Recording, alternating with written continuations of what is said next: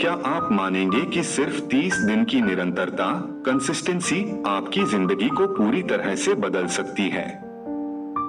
हो सकता है यह आपको साधारण या असंभव लगे, लेकिन ऐसा बिल्कुल मुमकिन है।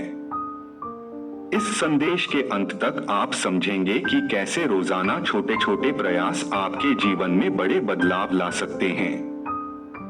साथ ही मैं आपको एक ऐसा टिप दूंगा जिससे कंसिस्टेंसी बनाए रखना पहले से कहीं ज्यादा आसान हो जाए। कंसिस्टेंसी का महत्व हिंदू धर्म में नियमितता और अनुशासन का विशेष महत्व है। श्रीमद् भगवद गीता में श्री कृष्ण ने कहा है, योग कर्मसु कौशलम, अर्थात अपने कार्य में कुशलता लाना ही योग है।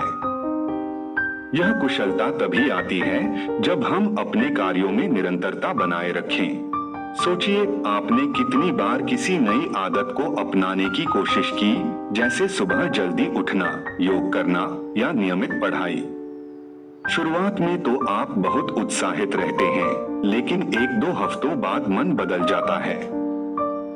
यह स्वाभाविक है, लेकिन जो लोग सफल होते हैं वे वही हैं जो हर दिन डटे रहते हैं, चाहे उनका मन हो या न हो। कंसिस्टेंसी कैसे काम करती है? कंसिस्टेंसी का मतलब है हर दिन छोटे छोटे काम करना। इसे बीज बोने जैसा समझिए। जब आप एक बीज बोते हैं तो आप यह उम्मीद नहीं करते कि वह रातों रात पेड़ बन जाएगा। आप उसे नियमित रूप से पानी देते हैं, धूप देते हैं और उसकी देखभाल करते हैं। इसी तरह जब आप रोजाना अपने लक्ष्य के लिए थोड़ा थोड़ा समय लगाते हैं तो आपकी आदतें और आत्मविश्वास धीरे धीरे मजबूत होते हैं। हर दिन परफेक्ट होना जरूरी नहीं है। अगर आप किसी दिन 100% नहीं दे पाते हैं तो घबराएं नहीं। बस दिखना और थोड़ा सा करना ही काफी है। गीता में भी श्री कृष्ण ने यह सिखाया है कि कर्म करना हमारे हाथ में है, परिणाम नहीं। इसलिए धैर्य रखें और निरंतर प्रयास करते रहें। 30 दिनों के बाद क्या होगा? आपके काम में सुधार, चाहे आप योग, पढ़ाई या किसी नई स्किल पर काम कर रहे हों, आपको अपने प्रयासों का असर दिखने लगेगा। आपकी सोच में बदलाव, सबसे बड़ा परिवर्तन आपके आत्मविश्वास में आएगा। आप खुद पर भरोसा करना सीखेंगे और महसूस करेंगे कि आप वह भी कर सकते हैं जो कभी असंभव लगता था। मुश्किल दिनों में क्या करें? ऐसे दिन जरूर आएंगे जब आपका मन किसी काम को करने का नहीं होगा। इन दिनों में अपनी शुरुआत को आसान बनाएं। यदि आप योग करना चाहते हैं तो सिर्फ 5 मिनट करने का वादा करें।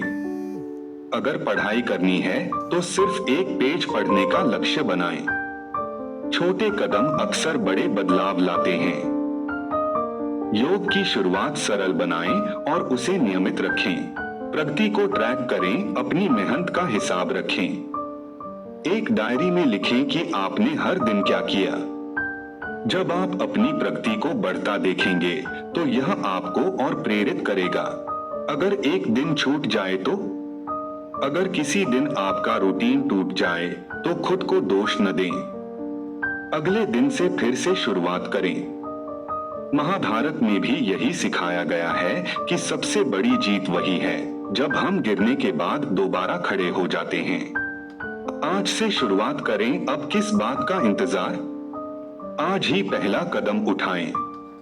30 दिनों बाद आप खुद को न केवल बेहतर आत्मविश्वास के साथ पाएंगे, बल्कि अपने लक्ष्य के करीब भी। याद रखें, कंसिस्टेंसी आपका सबसे बड़ा हथियार है। अपने कर्म करते रहो और अपने जीवन को श्रेष्ठ बनाओ। मिलते हैं किसी और प्रेरणादायक संदेश में। तब तक अपना ख्याल रखें। जय श्री कृष्ण।